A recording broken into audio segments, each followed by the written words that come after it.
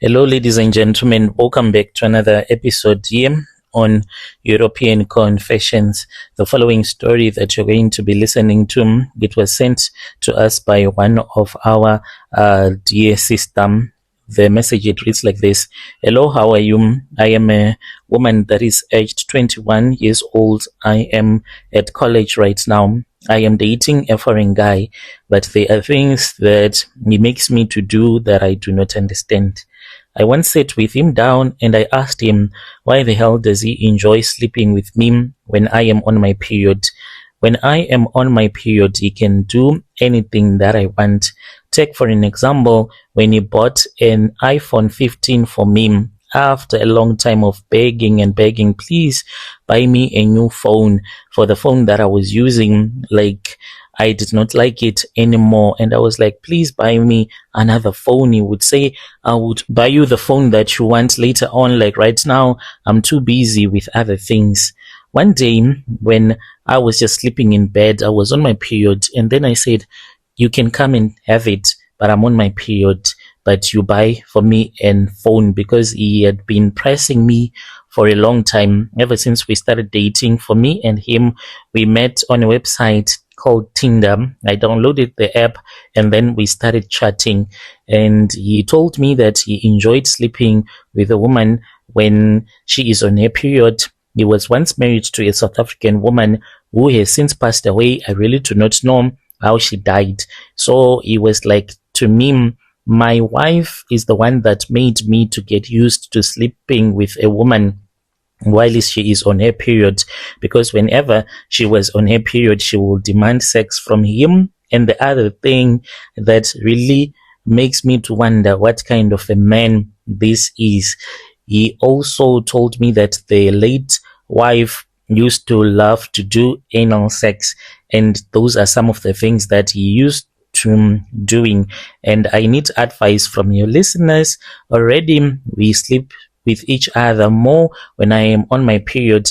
Like that example that I gave you, I told him, come and sleep with me. You've been bothering me, saying that you want to taste me when I am on my period, but promise me that you're going to bring for me my phone. Otherwise, I'm not going to open the door for you. Within 20 minutes, the guy, he was at my door holding a plastic bag from the iStore. He had bought for me a brand new iPhone 15 and some AirPods as well that he had bought for me, and some other nice things, flowers with 200 rands inside. And he said, babe, today we are going to enjoy. And I said, but it's like gross. I don't want to sleep with a man while there is blood down there. And he was like, it does not matter, I want to sleep with you. I said, okay, it's fine. So I then took a blanket and I put it on top of the sheets, and I said, I'm too embarrassed to watch you sleep with me with blood coming out there, so let us wait until it is in the evening. He said, okay, it's fine. So throughout the day, we were cuddling in bed, ordering nice food, just enjoying my new phone. When it was at night, then we started to sleep with each other. Initially, we had promised each other that we were going to use condoms, but I don't know how exactly he removed the condom. I saw that he was now sleeping with me without using any protection at all. And I was angry at him because he was supposed to stop when he had seen that it had burst. But he slept with me like that, even though he was doing it wrong. I asked him, like, don't you see it as disgusting to have all of that blood on your manhood? And he was like, no, it really turns me on. That was when he told me about his late wife.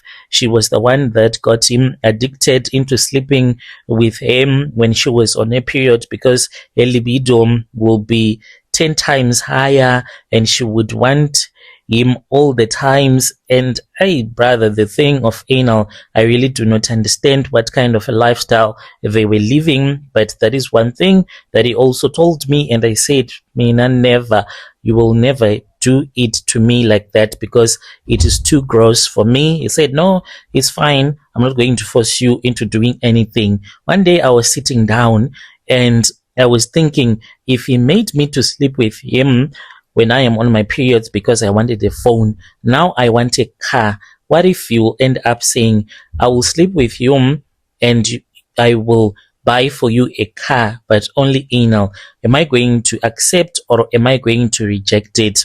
I really do not know. Is this guy normal? Like, is there a problem with him? Because I don't understand why he have these sadistic desires when it comes to sex. Yo, dear listeners, right there was a message from our dear sister. We're saying that she is dating a wealthy guy who wants all of these things that he wants to do to her. Strange things indeed, they do happen in this world. Is he a ritualist or he is someone that has a lot of weird fantasies? Have you ever dated such a rich man that had a lot of weird fantasies? You can hit me on our Facebook page or TikTok.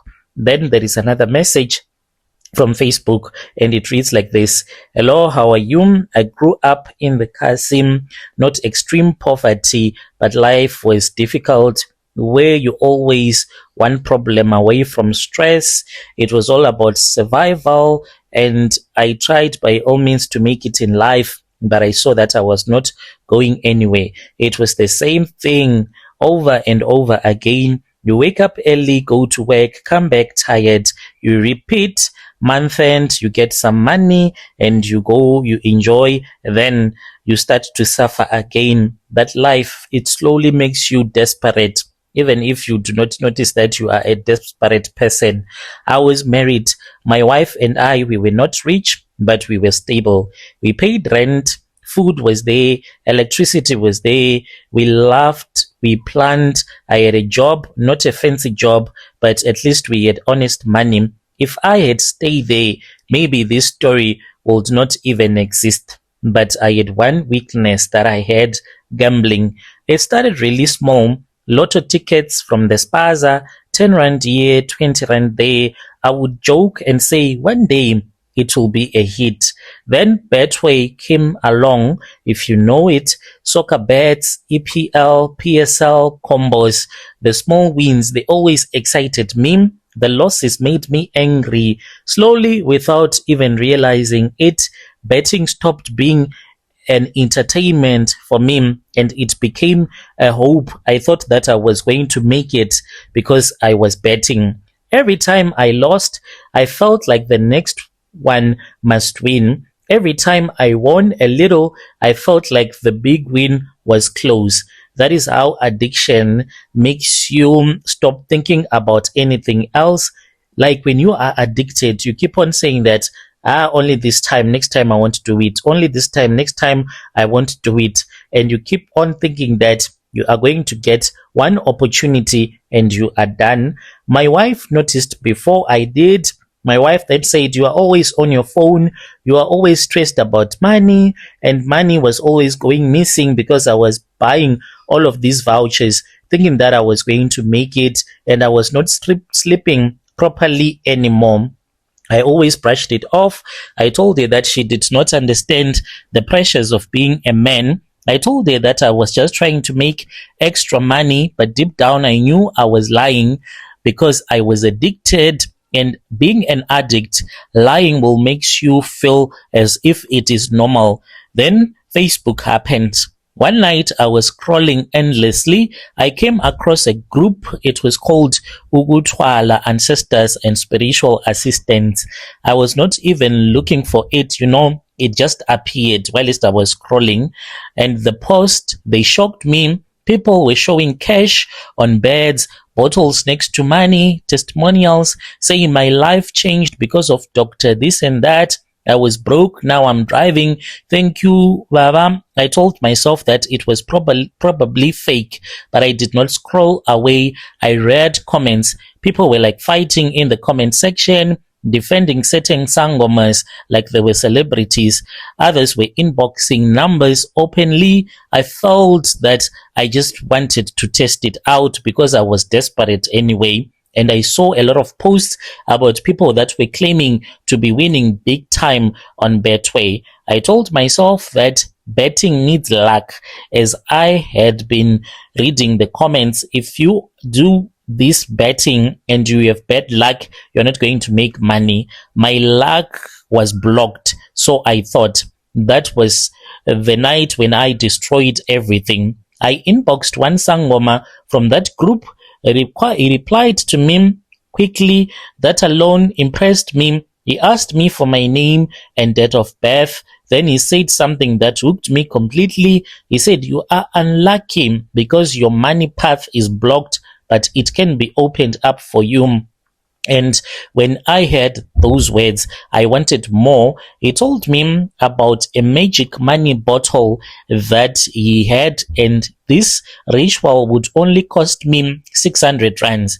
Only 600 rand for this ritual compared to the thousands and thousands that I had lost over the years betting. This sounded cheap, too good to be true. He said the bottle would attract money and opportunities. He spoke with confidence and I believed him. I did not tell my wife.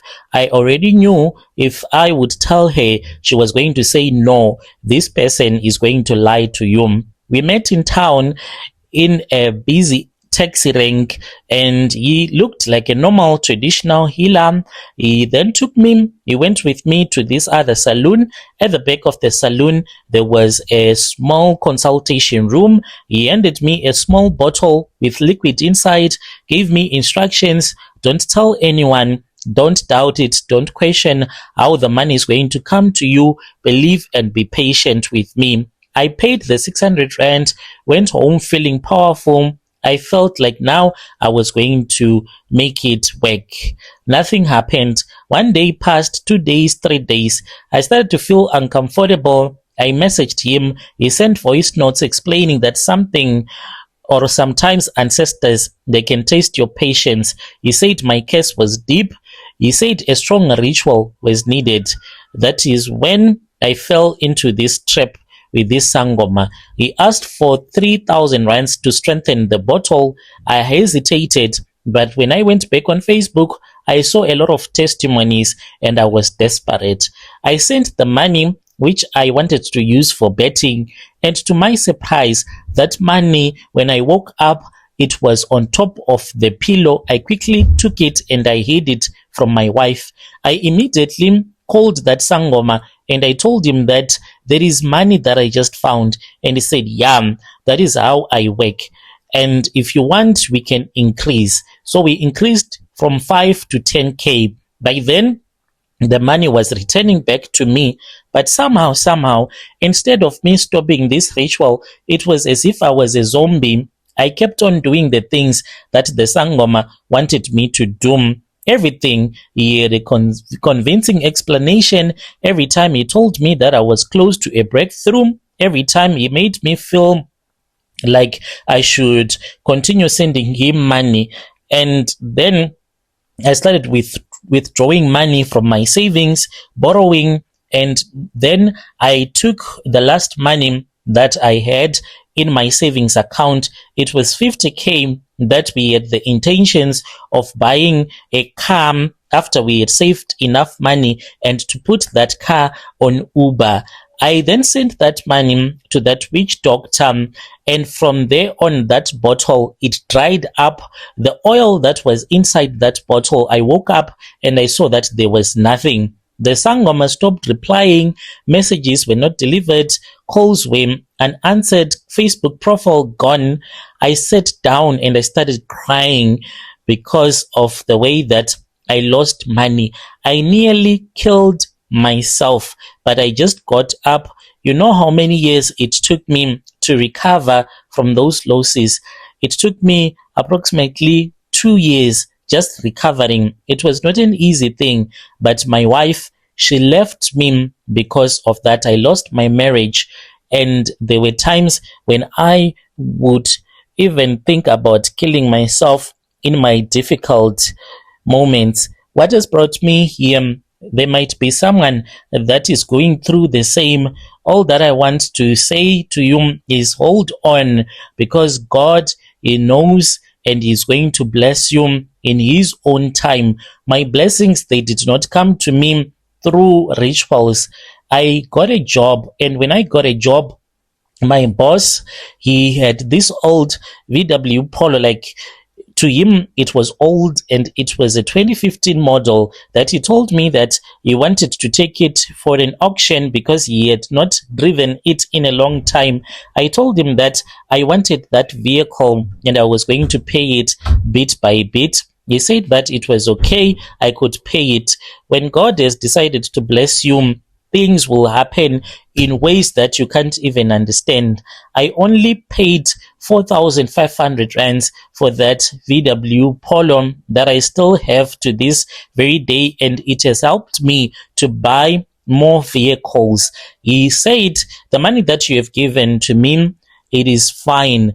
God has spoken to me. I want you to take this car. It's fine. I thought that maybe it was a prank. I could not believe it. I even asked him if it was April's Fool's Day. He said, no, it is not April's Fool's Day because we were in June.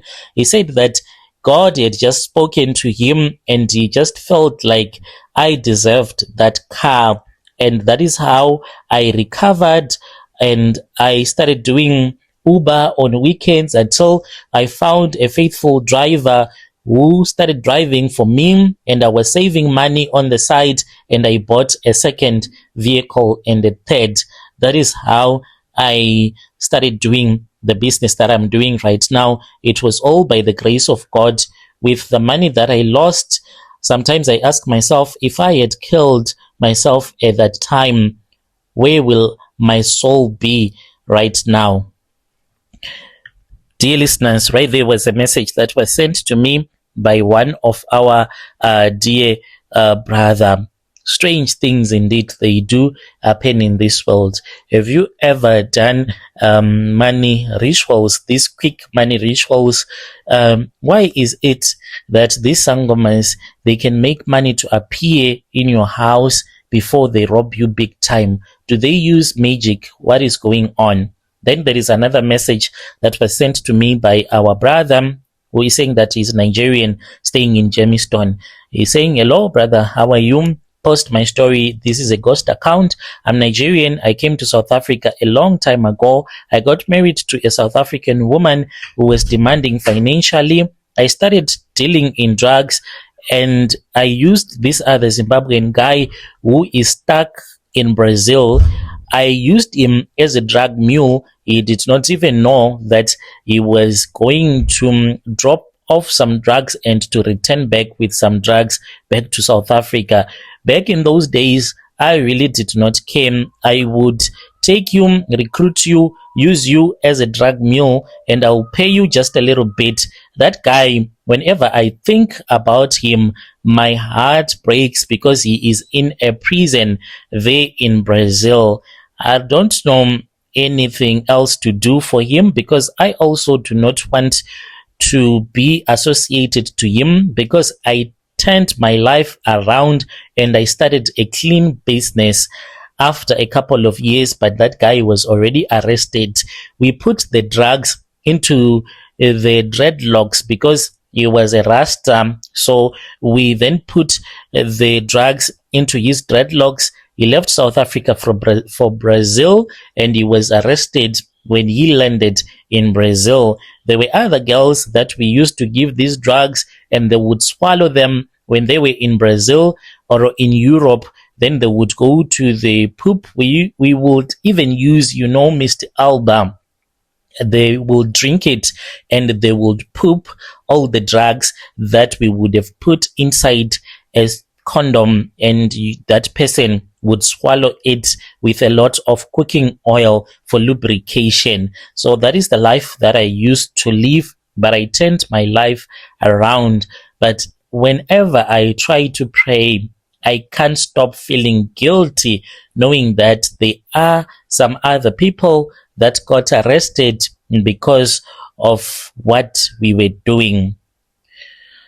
Your dear listeners, right there was a message that was sent to me by our brother who is saying that he is feeling guilty because of the things that he once did. Let us talk with him in the comment section. Strange things they do happen in this world. Have you ever transported drugs? If so, you can come to my inbox and you can share with me your own side of the story.